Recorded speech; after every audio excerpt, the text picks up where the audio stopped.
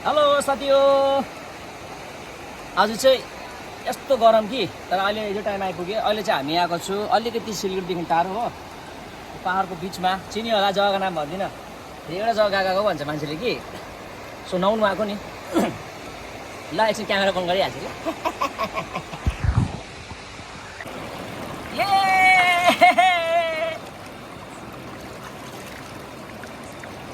हामी चाहिँ नुहाउँदै चाहिँ म चाहिँ यहाँ आज एक्लै मुड चढेर कि।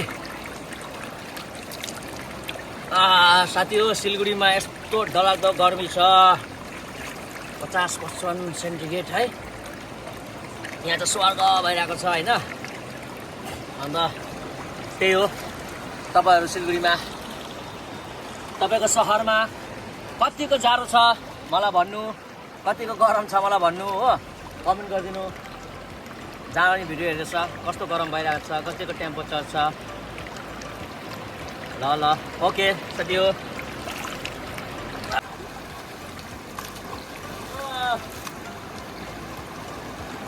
यति दामी ठाउँ छ है, यहाँ हेर्नुहोस्, यो भ्यालीलाई हेर्नुहोस्।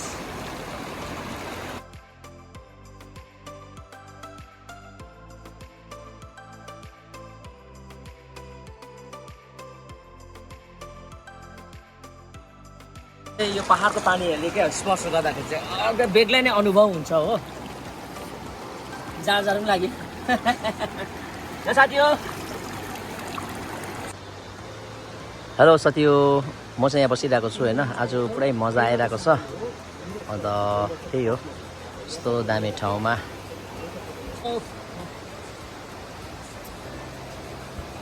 क्या मजा आइरहेको छ हो। यस्तो यो चाहिँ घर हो है।